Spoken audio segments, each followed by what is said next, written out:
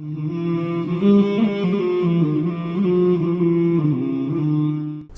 alaikum wa rahmatullahi wa barakatuh. Welcome to this segment on the 11th Hadith of Arba'in and Nawawi.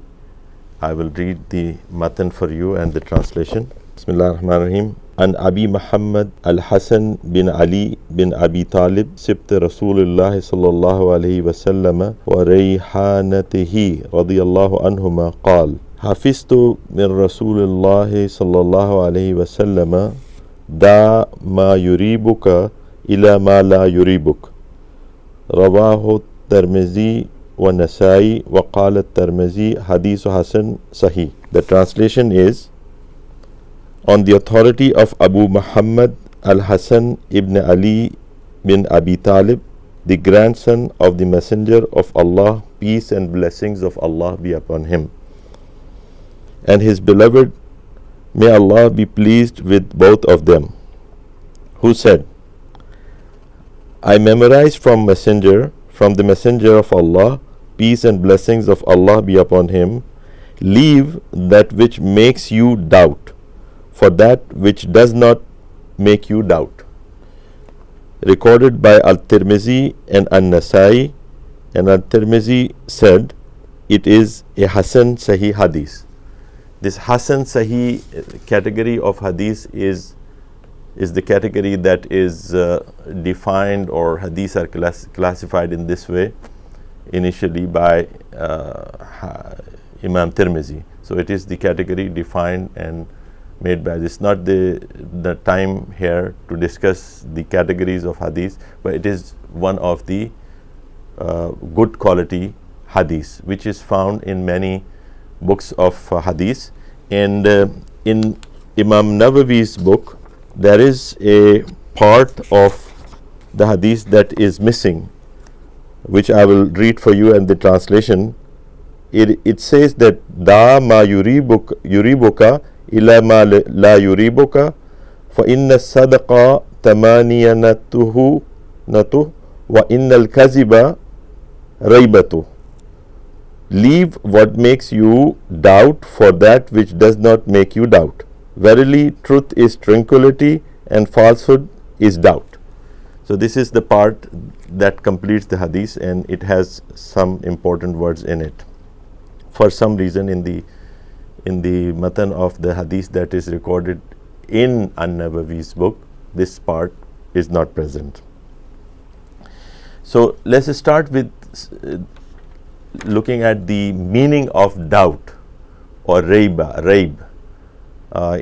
If we look at some of the verses of Quran, in fact in the very beginning of Surah Al-Baqarah, where Allah subhanahu wa ta'ala is saying about the book Quran, his own book, la rayba fi, that there is no doubt in this book.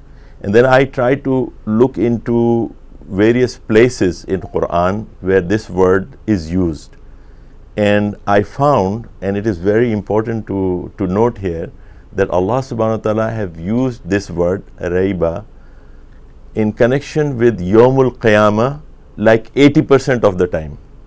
This word is used in the Quran about 80% of the times when Allah subhanahu wa ta'ala is talking about Yawmul Qiyamah, Yawmul Akhirah. That means this is something Allah is saying, that this is something which should not be doubted about. There is no doubt in its happening. For dunya, there may be some doubt which we see, and in fact it is said there is deception. One meaning is it is deception, but reality with no doubt is what? Is akhirah. That's what is emphasized, and as I said, 80% of the time this word rayba is used in connection with Yawm al-Qiyamah. And for some people has translated rayba not only as doubt, but doubt with suspicion. This is another translation of the word. So once we looked at the meaning of the word, then I try to see what are the main areas where this doubt can come in one's mind. So, and out of those areas, which are the ones that are meant here in this hadith.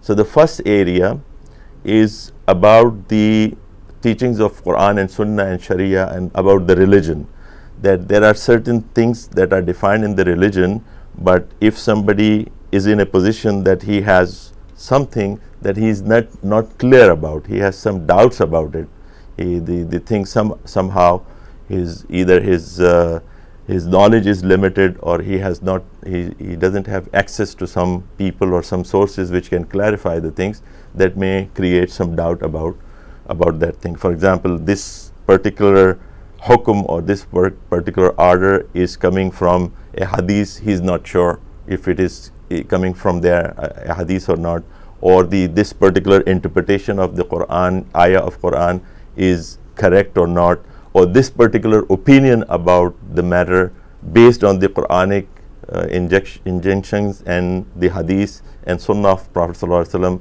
and the consensus of the Sahaba, is it correct or not? So if this kind of doubts, you can put it in one category, and this hadith mainly deals with these kinds of doubts, that you should leave what is doubtful for what you got.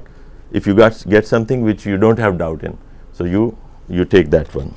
The other one may be about the material gains and losses of your life that happens. For example, you do some business and you're doubtful that if I do this, if I'm going to be successful, or I may lose some money, these kinds of doubts. And the third one, which is actually something which is not the subject of this hadith, these are the doubts that are sometimes created by shaitan, the whispering of shaitan. So you are certain about something, and then a shaitan whispers in one's heart, and then he tells something, and then he or she started doubting that matter. So that kind of is not discussing that. So what we need is that whatever, mostly as I said, the first category about the religious matters, and then if you see there is a link between all these. For us, I have been in the other segments trying to get this message across, that everything is religion. Even what I categorize, that material life, the business and everything, it's also part of your religion. So the same filter of religion should apply on everything, whether it is purely religious, so-called religious matter, for example, worship, acts of worship, or it is business, or it is for the whispering of shaitan. One has to put everything through that filter, and if it comes out as undoubtful, then take that one. If something which is doubtful, then leave it for something which is not doubtful. But mainly, as I said, it is that category about the message of Allah. If someone has a doubt about something, then he should stick to something which he doesn't have the doubt. Well, is this an obligation? Perhaps not.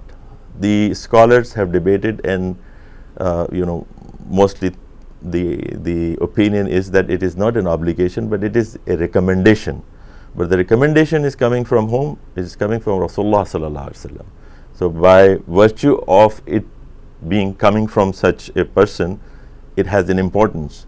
And then for our own lives, to make it stress-free, this is a very good recommendation. So if you look at the benefits of applying this hadith in our life, which we will look with some practical examples as we do that, a practical approach to the hadith. This is the intention behind these segments and this tafsir of a hadith. We will see some examples that how one can be satisfied and achieve the tranquility of the heart by applying this method or this attitude.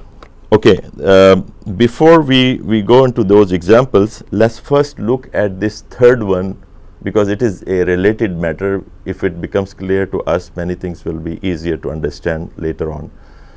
The category that I said, that sometimes the shaitan whispers into someone's ear or heart and says something about one aspect that is clear to him, but he makes it doubtful, and someone starts following. Example of that is if somebody is passing through some place, and some drops of water, for example, came and fell on him or his clothes. Whether he should think that it is some impurity that has put him in a situation, for example, that he cannot pray anymore in these clothes and all that. In fact, there is a similar story from Umar radiallahu ta'ala anhu, that he was walking in the street of Medina with someone, and some water came from maybe one house, and it fell on the drops fell on their clothes. And this person who was with Umar radiallahu ta'ala anhu, he tried to ask the resident of that house that at least tell us if this is the pure or clean water or not, so we will be sure that if it hasn't made us unclean. So Umar radiallahu ta'ala anhu stopped him. He said that don't tell him anything, he is going to make my life difficult as well. So the usul or the ruling is that if something is, you are sure about the state of something, for example, one thing is clean initially to start with, so to consider is unclean, you have to have a very good evidence to suggest that it is unclean. If there is no evidence, that in the original ruling will continue that it is pure. The example for that is that for you have sometimes you make wudu for the salat, and then you are doubtful that whether I have wudu or not.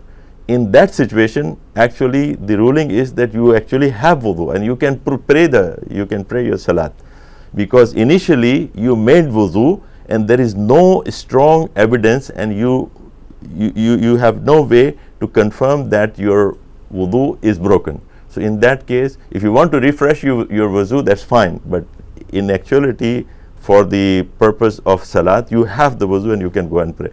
Islam is easy, and it doesn't put one into situation which is beyond his control or his power. So another example I see, and I always share with the people, that at the time of Hajj, when Rasulullah sallallahu alaihi wasallam made his Hajj, and after the Hajj he was sitting at a place and the Sahaba would come and somebody would say that I made this mistake, I did this and I did, and he would tell them la haraj, la haraj. One say I did that, and he was not sure that I have to repeat something or do something else, and he would say la haraj, no problem, no problem, no problem. He made it so easy for people.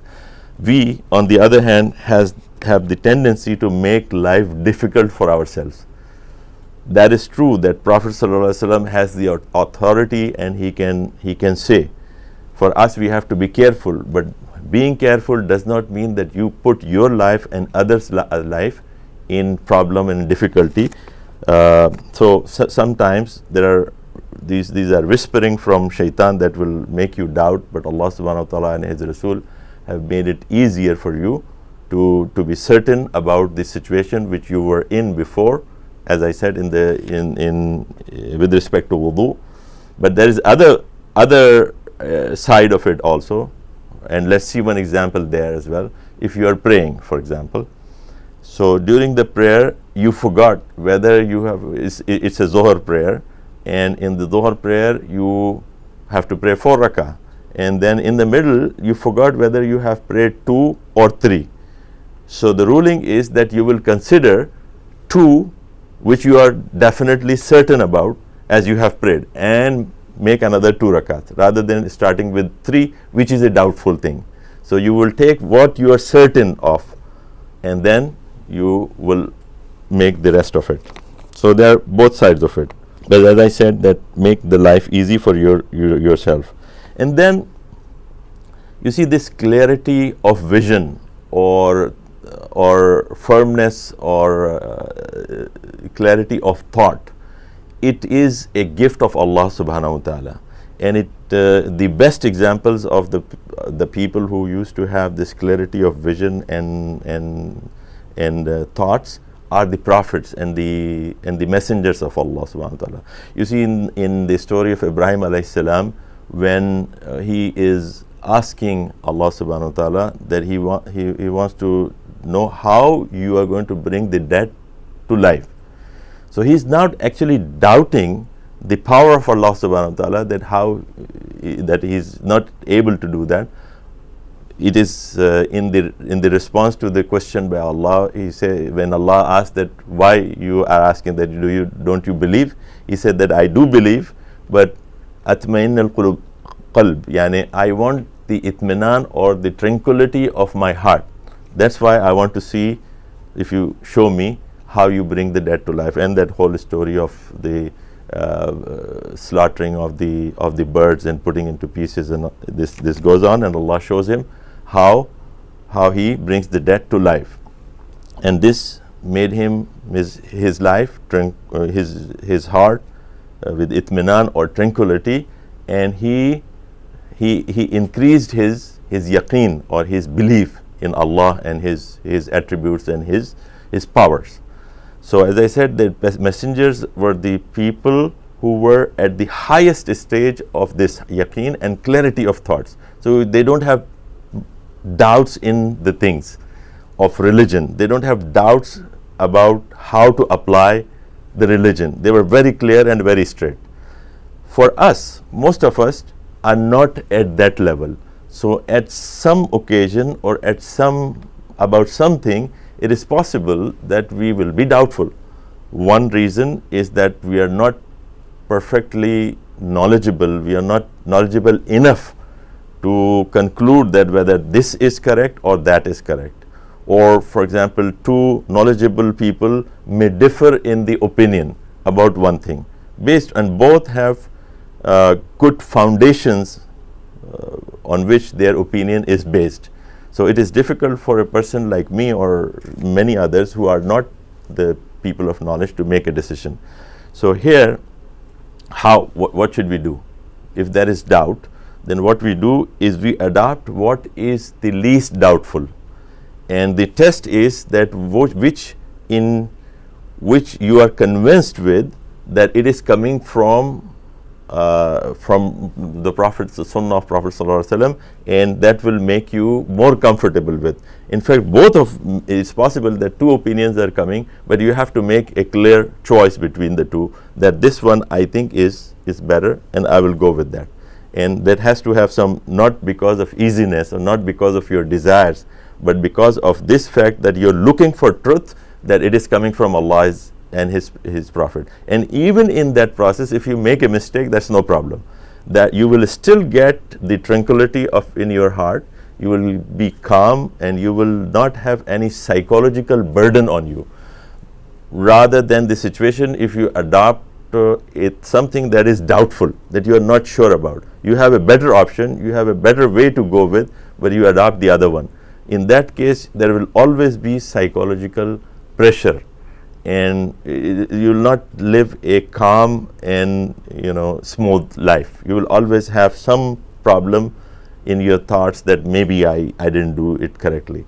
That's why this hadith is saying, leave what is doubtful for what is not doubtful. La raiba. So again, looking at some of the examples from our daily life, what can be some things that may cause doubts? One area is that the new things are coming up, like some financial matters, some business dealings, for which the scholars may not have debated enough to clarify, or maybe you are unaware of the debate or the knowledge that is out there, and you are not sure whether this transaction, this kind of business is correct or it's according to what Allah and His Rasul wants me to go. So you have doubts. So in that case, you leave that until you become certain, and you stay on the area which you are certain about, that it has no conflict with Sharia and no conflict with what Allah and His Rasul Sallallahu Alaihi Wasallam want us to do.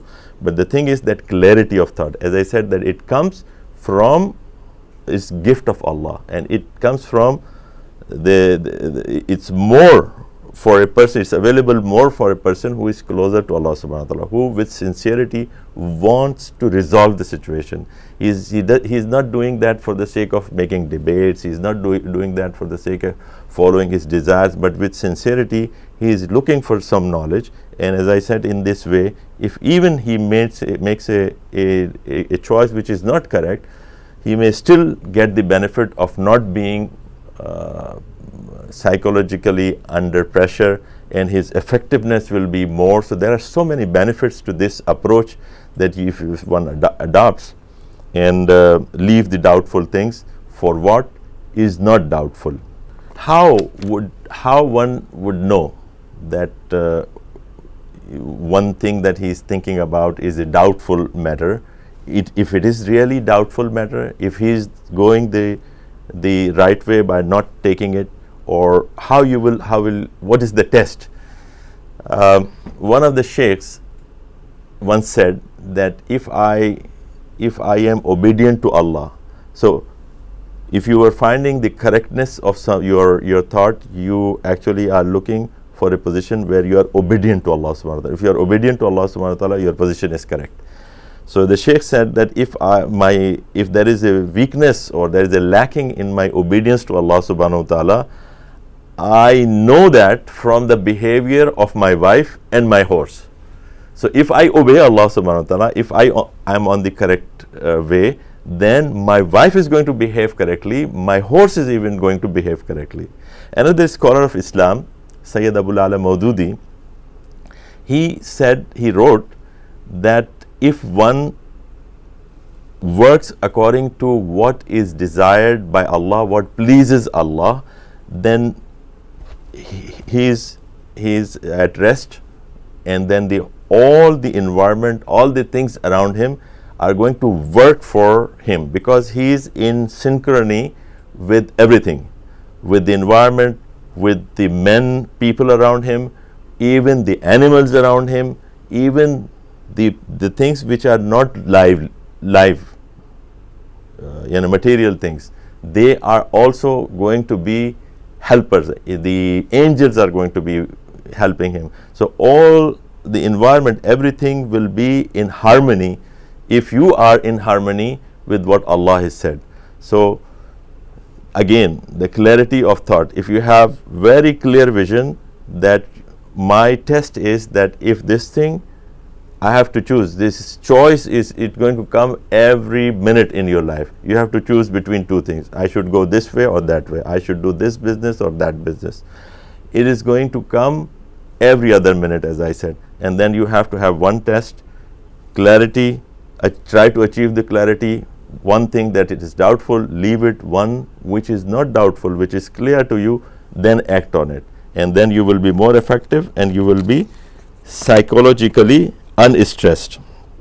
Okay, some other examples from the new times that may create some doubts, and one is not clear about certain matters, the new things that are coming up. For example, the organ transplant. This has been a matter of debate for some time among the Islamic scholar, whether it is allowed, what is not allowed. So if someone has some doubts, he make a clear line for him that I am going to follow this one, and then once he makes a decision, and he is not knowledgeable at one particular instance, but you make your decision based on the best intention and try to resolve the matter and try to conclude it in a way that you want to be closer to what Allah and His Rasul want you to do. You want to adopt that way. If that intention is there, you are trying to resolve, or you remove the doubts that you are in, do you have, and get to a point where you will be going on a way which is not doubtful, but you have to start somewhere. So you start with a good intention, even if there are some doubts because of lack of knowledge. You take your time and you resolve it, you remove it. If you find yourself going in the wrong direction, then change it. Take the other opinion and move it, and don't feel bad about it that I was of this opinion. Losing your opinion or sacrificing your opinion is a big challenge, but one has to do it. Other examples from the daily life can be, you see, by nature we like the justice, and zulm or oppression is not something that a man is made for. Is not in its inside. It's in its creation. he is made on ahsan taqweem. In Surah Teen, Allah subhanahu wa ta'ala said he is made on ahsan taqweem, in the best form.